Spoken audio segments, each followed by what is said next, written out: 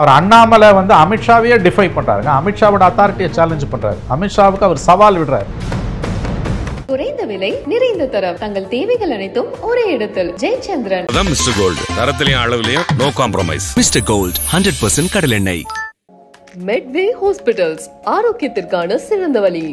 ஒரு மாநில தலைவர் இருக்கும்போது இப்படி தலைவர் பதவியிலேருந்து நீக்கப்பட்டவர் தன்னுடைய பவர் இதுதான் காண்பிப்பதை வந்து அந்த நேரத்தில் விசிலடிக்கிறத வேணால் வந்து டிவியில் பார்க்குறவங்களோ அல்லது அண்ணாமலையோட ஆதரவாளர்களோ ரசிக்கலாம். அமித்ஷாவோ பிஜேபி ஹைகமாண்டோ அதை ரசிக்காது. அண்ணாமலையோட தற்போதைய செயல்பாடுகள் தெளிவாக பிஜேபிக்கு எதிராகவும் குறிப்பாக அதிமுக கூட்டணிக்கு எதிராகவும் தான் இருக்குது. அதிமுக ஆட்சியான அதிமுகவும் பாஜகவும் நிழல் யுத்தம் நடத்தி கொண்டிருக்கும் போது அண்ணாமலை ஒரு படி போய் பாஜக ஆட்சின்றார். அவர் ஒரு அஜெண்டாவோட தான் அதை பண்றாரு. 100% சரியான வார்த்தை. 100% அவர் அஜெண்டாவோட தான் ஃபங்க்ஷன் பண்றாரு. இந்த கூட்டணி வெற்றி பெறுவதிலேயோ குறிப்பாக எடப்பாடி பழனிசாமி முதலமைச்சர் ஆவதில் அண்ணாமலைக்கு எந்த விருப்பமும் இல்லை. கூட்டணி ஆட்சின்னு நான் சொல்ல மாட்டேன், பிஜேபி ஆட்சின்றார். இது அமித்ஷா சொல்றதுக்கே நேர் எதிரானது. இதை கட்சி தலைமை அனுமதிக்குது. இது அதிமுக பெருத்த பின்னடைவை ஏற்படுத்தும். அண்ணாமலையை தமிழ்நாடு பாஜகவில் வைத்துக்கொண்டு அல்லது தமிழ்நாட்டில் வைத்துக்கொண்டு அடுத்த தேர்தலை அதிமுக பாஜக கூட்டணி என்டிஏ கூட்டணி சந்திக்கும் என்றால் அது படுதோல்வியை தழுவும். தமிழ்நாட்டில் எப்படி போனாலும் பிஜேபி உருப்படாது, விளங்காது இந்த அலையன்ஸு. அதனால் எதனா பண்ணிட்டு போங்க. அவங்க ரேடாரில் தமிழ்நாடு இல்லைன்றதை தான் இது காட்டுது. ஜெல்லாவில்னு நம்மளை விட அமித்ஷாக்கும் மோடிக்கும் நட்டாக்கும் ஆர்எஸ்எஸ்க்கும் நல்லா தெரியுங்க. அதனால தான் தினம் அவங்க விஜய் கிட்ட வந்து அழைப்பு விடுத்துட்டு இருக்காங்க. நயனார் நாகேந்திரன் எதற்காக தினமும் தாம்பூலத்தில் வெத்தலை பார்க்க வச்சு அழைப்பு விடுக்கிறாரு விஜய்க்கு? இல்லைங்க, அவரை பொறுத்த வரைக்கும் தான் எடப்பாடி சிஎம் ஆகிறது அவர் விரும்புகிறார், தான் சிஎம் ஆகணும்னு விரும்புகிறார். இல்லாட்டி இப்படிலாம் அவர் ஏங்க பேசுறாரு? நிச்சயமா இப்ப இதுல என்ன தோணுது அப்படின்னா, ஆல் ஓவர் இந்தியால வந்து பாஜகக்கு எதிராக வந்துட்டு ஒரு வலுவான ஒரு எதிரணி அமையாம இருக்கிறது மாதிரியே இங்க திமுகக்கு எதிராக இங்க வந்து எதிரணி வந்து சரியாக அமையலையோ அப்படின்னு பார்க்கணும். ஆமா, உண்மைதான். டிஎம்கே அலையன்ஸ் வந்து உண்மையிலேயே அது வந்து ஒரு கொள்கை வழி வந்த ஒரு அலையன்ஸ்.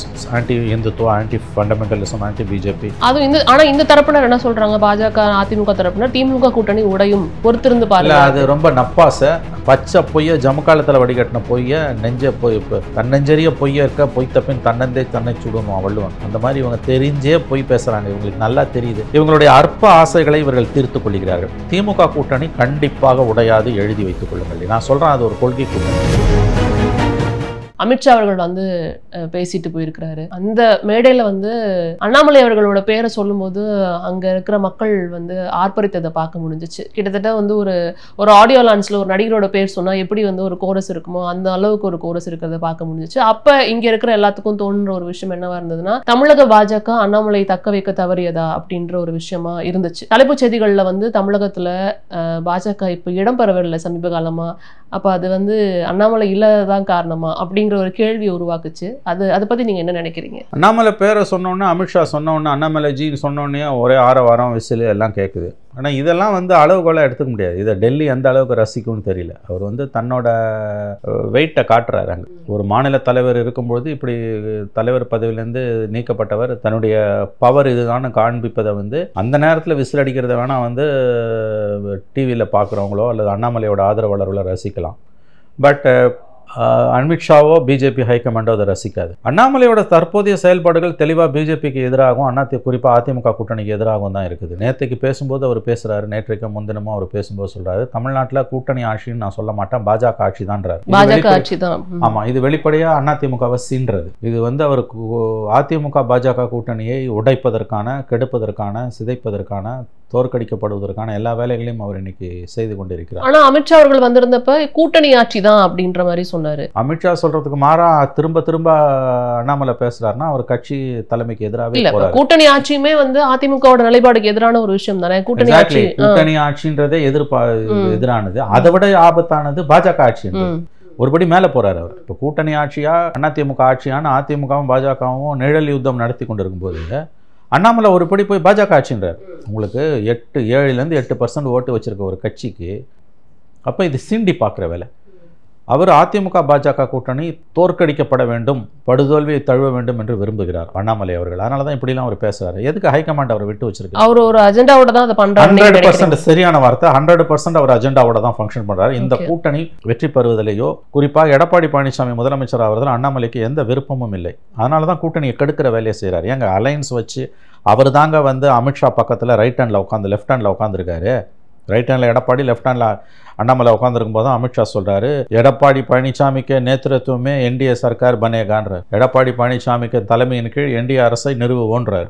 இன்னைக்கு அண்ணாமலை என்ன சொல்றாரு, நடக்க கூட்டணி ஆட்சினா நான் சொல்ல மாட்டேன், பிஜேபி ஆட்சின்றார். இப்போ 2 மாசத்துக்கு முன்னால் எடப்பாடி சொன்னது, அமித்ஷா சொன்னது, எடப்பாடி தலைமையில் என்டிஏ அரசை நிறுவுவோம். அதுக்கு அமித்ஷா எடப்பாடி ஒரு வியாக்கியானம் கொடுத்தாரு, ஆட்சி வந்து என்டிஏ ஆட்சி, ஆனால் அரசில் அவங்களுக்கு அதிகாரம் இல்லை, கூட்டணி அரசு இல்லைன்னு அப்படி ஒரு புது விளக்கம் கொடுத்தாரு. ஆனால் அண்ணாமலை ஒருபடி இன்னும் மேலே போறாரு, கூட்டணி ஆட்சின்னு நான் சொல்ல மாட்டேன், பிஜேபி ஆட்சின்றார். இது அமித்ஷா சொல்றதுக்கே நேர் எதிரானது. இதை கட்சி தலைமை அனுமதிக்குது. இது அதிமுக பெருத்த பின்னடைவை ஏற்படுத்தும். அண்ணாமலையை தமிழ்நாடு பாஜகவில் வைத்துக்கொண்டு அல்லது தமிழ்நாட்டில் வைத்துக்கொண்டு அடுத்த தேர்தலை அதிமுக பாஜக கூட்டணி என்டிஏ கூட்டணி சந்திக்கும் என்றால் அது படுதோல்வியை தழுவும். அதற்கான எல்லா வேலைகளையும் அண்ணாமலை அவர்களை திறம்பட செய்வார். அவர் தெளிவாக ஒரு அஜெண்டாவோட தான் ஒர்க் பண்றாரு. நீங்கள் சொன்னது மாதிரி அவருக்கு அஜெண்டா இருக்கானா? எஸ், அவருக்கு ஒரு அஜெண்டா இருக்கு. அவர் தெளிவாக ஒரு அஜெண்டாவோட மட்டும்தான் ஒர்க் பண்றாருன்னு நான் பார்க்குறேன். இப்போ அண்ணாமலை அவர்களுக்கு இன்னும் பதவி கொடுக்கல, இது தேசிய அளவில் பதவி கிடைக்கிறதுக்கான வாய்ப்பு இருக்குன்னு பேசுபொருள் இருக்கு, ஆனால் இப்போ வரைக்கும் பதவி கொடுக்கலங்கிறத நீங்க எப்படி பார்க்குறீங்க சார்? அவரை தேசிய அளவில் அகாமடேட் பண்ணுவாங்கன்னு தான் எதிர்பார்த்தாங்க. ஆனால் தேசிய அளவில் அகாமடேட் பண்ணாமல் தேசிய குழு உறுப்பினராக போட்டுட்டு அவரை தமிழ்நாட்டுக்குள்ளேயே உலாவறதுக்கு அனுமதிக்கிறாங்க.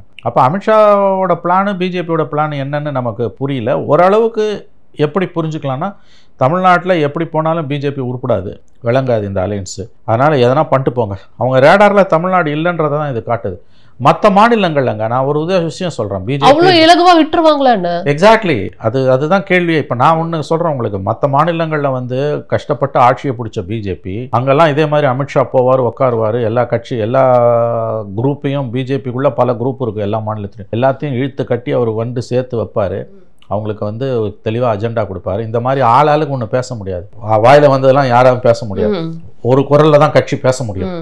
இந்த மாதிரி ஒரு பக்கம் ஏங்க அவர் அண்ணாமலை வந்து அமித்ஷாவையே டிஃபை பண்றாருங்க, அமித்ஷாவோட அத்தாரிட்டியை சேலஞ்ச் பண்றாரு, அமித்ஷாவுக்கு அவர் சவால் விடுறாரு. ஏப்ரல் 11 அவர் சொன்னது, நான் எடப்பாடி பழனிசாமிக்கு நேத்திருத்துவமே என்டிஏ சர்க்கார் பனேகா. இன்னைக்கு இவர் என்ன சொல்றாரு, கூட்டணிலாம் கிடையாது, பிஜேபி கவர்மெண்ட்ன்றாரு. நான் 5%, 6%, 8% ஓட்டை வச்சுக்கிட்டு ஒரு சீட்டு கூட தனியாக நிற்க முடியாது, நீ எப்படி வந்து பிஜேபி கவர்மெண்ட் வைப்பேன்னு சொல்றது? பிஜேபி கவர்மெண்ட்ன்றது அதிமுகவை இதை விட கேவலமாக யாரும் சீண்ட முடியாது. அதை செய்யறதுக்கு ஏன் அலோவ் பண்ணுது? ஏன் அலோவ் பண்ணுதுன்னா, அவங்களுக்கு இது தமிழ்நாடு பற்றி பெரிய கவலை இல்லை, ஆளாலும் ஒன்று பேசட்டும்னு விடுறாங்க. அண்ணாமலைக்கு இவ்வளோ பெரிய ஸ்பேஸை ஏன் கொடுக்குறாங்க? எப்படி பார்த்தாலும் இந்த அலையன்ஸ் ஜெல்லாவலன்னு நம்மளை விட அமித்ஷாக்கும் மோடிக்கும் நட்டாக்கும் ஆர்எஸ்எஸ்க்கும் நல்லா தெரியுங்க. அதனால தான் தினம் அவங்க விஜய் கிட்ட வந்து அழைப்பு விடுத்துட்டு இருக்காங்க. Nainar Nagendran daily, almost daily பேசிஸில் விஜய் வரணுன்றாரு. இந்தியாவிலே பெரிய கட்சி, உலகத்திலே பணக்கார கட்சி, 17 மாநிலங்கள் ஆளுற கட்சி, மத்தியில் 11 வருடங்கள் ஆளுற கட்சி, எதற்காக தினமும் வெத்தலை பாக்க வச்சு, தாம்பூலத்தில் வெத்தலை பாக்க வச்சு அழைப்பு விடுக்கிறாரு விஜய்க்கு நயினார் நாகேந்திரன்? ஆனா அமித்ஷா அவர்கள் வந்து மதுரையில பேசும்போது விஜய்க்கான கதவு மூடப்பட்ட மாதிரி தான் இருந்ததுன்னு தோணுச்சு. இல்ல நீங்க அதிகாரப்பூர்வமா விஜய் பத்தினா அவங்களோட ஸ்டாண்ட் என்ன? எதற்காக அழைப்பு விடுக்கிறார்கள்? அமித்ஷா வாயை திறந்து பேசல விஜய் பத்தி, லோக்கல் லீடர்ஸ் ஏன் பேசுறாங்க? ஏன்னா ADMK BJP alliance take off ஆகல, அது கூடி வரலங்க, அது ஜெல் ஆகல. நான் திரும்பவும் சொல்றேன், நண்பர்களே கோபித்துக் கொள்கிறேன், நீங்கள் ஏன் தொடர்ந்து அப்படி பேசுறீங்க? நீங்கள் அஜெண்டா ஃபிக்ஸ் பண்ணுறீங்க, நான் ஏன் அதுக்கு அஜெண்டா ஃபிக்ஸ் பண்ணேன்? எனக்கு என்ன லாபம்? யார் வந்தால் எனக்கு என்ன வந்தது? யாரோ எக்கடோ கட்டு போகிறாங்க. மை ஜாப் இஸ் டு கமெண்டேட், அவ்வளோதான். நான் வந்து எனக்கு எந்த விருப்பு வெறுப்பும் இல்லாமல், சத்தியமாக சொன்னேன், என் விருப்பு வெறுப்பை கூட ஒதுக்கி வச்சுட்டு நான் வந்து என்னோட ஜட்ஜ்மெண்ட்டை கொடுக்குறேன். நான் வந்து அசஸ் பண்ணுறதுல என்னோட விருப்பு வெறுப்பை கூட நான் புகுத்த மாட்டேன். ADMK BJP alliance take off ஆகலை. 70% ஏடிஎம்கே கேடர்ஸுக்கு, ஓட்டர்ஸுக்கு இந்த அலையன்ஸ் பிடிக்கல. அது நம்ம விட பிஜேபி தலைவர்களுக்கு தெரியுது, ஏடிஎம்கே தலைவர்களுக்கு தெரியுது. அதனால தான் மறைமுகமாகவும் நேரடியாகவும் விஜய்க்கு அவர்கள் அழைப்பு விடுத்து கொண்டே இருக்கிறார்கள். இப்போ இந்த கண்டிஷனில் அண்ணாமலை இப்படி பேசுறதுன்றது அந்த அலையன்ஸை இன்னமும் சிதைக்குமா? சிதைக்காது நிச்சயமா. ஆனா அதுக்கான எந்த ஒரு எதிர்ப்புகளும் இப்போ வரைக்கும் அதிமுக தரப்புல இருந்து வரலங்கிறதை பார்க்க முடியுது. இதுதான் அதிமுக பலவீனம் அடைந்து கொண்டிருக்கிறது. அதிமுக வந்து சுயத்தை இழந்து விட்டது. அதிமுக கதை ஓவர்னு அர்த்தம். ஏற்கனவே உங்க ஓட்டு 35% இருந்து, அந்த அம்மா இருக்கும்போது, ஜெயலலிதா இருக்கும்போது 35% இருந்தது, கிட்டத்தட்ட இன்னைக்கு 20% வந்திருக்கு. கரெக்டாக பார்லிமெண்ட் எலெக்ஷனில் ஒரு வருஷம் நடந்த எலெக்ஷனில் நீங்கள் எவ்வளோ 20% தான் ஓட்டு வாங்கியிருக்கீங்க. 20% தாங்க உங்கள் ஓட்டு. 7 சீட்டில் டெபாசிட் காலி. இப்போ நீங்கள் இதில் வந்து பிஜேபியோட போகிறதால இன்னமும் கீழே ஜெல் ஆகலை. இதில் வந்து ஓட்டு போடுறோம்னு நினைக்கிறவனையும் அண்ணாமலை இந்த மாதிரிலாம் பேசுகிறாருன்னா, அந்த அலையன்ஸை வந்து அவர் இஸ் டெஸ்ட்ராயிங் தி அலையன்ஸ். இதை வந்து பிஜேபி கண்டுக்காமல் இருக்குன்னா அவங்களுக்கு தமிழ்நாடு அவங்க ரேடார்லேயே இல்லை. மேபி நேற்று தான் நடந்திருக்குங்கிறப்ப அடுத்தடுத்து ஏதாவது நகர்கள் பார்க்க முடியுமா அவரை கண்டிக்கிறதோ? 48 மணி நேரம் ஆகுதுங்க, 48 மணி நேரம் ஆகுது. இதெல்லாம் என்ன தைரியத்தில் அவர் பேசுறாரு? இது முதல் தடவை இல்லை, இதுக்கு 2 வாரம் முன்னால் இன்னொன்று பேசினார். சரி, இதுவாது இப்போ நேற்று பேசினா, முந்தானத்து பேசினாரு, நேற்று நேற்று ஃப்ளைட் கிராஷ் வந்தது, அதனால் கவனம் அங்கே போயிடுச்சுன்னு ஒரு சின்னதாக ஒரு சப்பக்கட்டு கட்டலாம். 2 வாரத்துக்கு முன்னால் இதே மாதிரி ஒரு ப்ரெஸ் மீட், அந்த ப்ரெஸ் மீட் அவர் சென்னையில் கொடுக்கல, ஏதோ டிஸ்ட்ரிக்டில் கொடுத்தாரு, அதனால் அது லிஃப்ட் ஆஃப் ஆகல. அங்கேயும் இதே தான் சொல்கிறார், அலையன்ஸ் எல்லாம் வந்துடுச்சு, ஆனால் வெற்றியை பற்றிலாம் நான் சொல்ல முடியாது, அதெல்லாம் மக்கள் தான் முடிவு பண்ணணும், அதெல்லாம் அவ்வளோ ஈஸி இல்லைண்ணா, அதெல்லாம் சொல்ல முடியாதுண்ணா. அவருக்கே உரிய பாணியில் அந்த அலையன்ஸை எவ்வளோ தூரம் கொச்சப்படுத்த முடியுமோ, இழிவுபடுத்த முடியுமோ, குறைச்சி மதிப்பிட முடியுமோ அத்தனையும் அவர் பண்ணுறாரு, தொடர்ச்சியாக பண்ணுறாரு. இப்போ வெளியிலேருந்து பார்க்குறவங்க என்ன நினைப்பாங்க அப்படின்னா, இப்போ இதில் அவருக்கு என்ன லாபம், அவங்க கட்சி ஜெயிச்சிச்சுன்னா வந்துட்டு கட்சிக்கு நல்ல விஷயம் தானே, அண்ணாமலை தனிப்பட்ட நபருக்கு வந்து என்ன லாபம் இருக்கக்கூடும் அப்படிங்கிறது ஒரு கேள்வியாக இருக்கும். இல்லைங்க, அவரை பொறுத்த வரைக்கும் தான் எடப்பாடி சிஎம் ஆகிறத அவர் விரும்பலை, தான் சிஎம் ஆகணும்னு விரும்புகிறார். இல்லாட்டி இப்படிலாம் அவர் ஏங்க பேசுறாரு? கஷ்டப்பட்டு இந்த அலையன்ஸை பிஜேபி கொண்டு வந்திருக்குன்றது எல்லாருக்கும் தெரியும். ஸோ அண்ட் ஆல்சோ இந்த டிஸ்ட்ரப்ஷன்ஸ் ஃப்ரம் விஜய் ஆல்சோ அவங்களுக்கு இருக்கு. அது இன்னமும் அது ஒரு untested but sure disruption. Both DMK and ADMK BJP alliance 2 பேருக்குமே விஜய் ஃபேக்டர் ஒரு டிஸ்டர்பன்ஸ், டர்புலன்ஸ் தான். That's called turbulence. அந்த டர்புலன்ஸ் வந்து 2 பேருக்குமே இருக்குது, டிஎம்கேக்கும் இருக்குது, ஏடிஎம்கேக்கும் இருக்குது.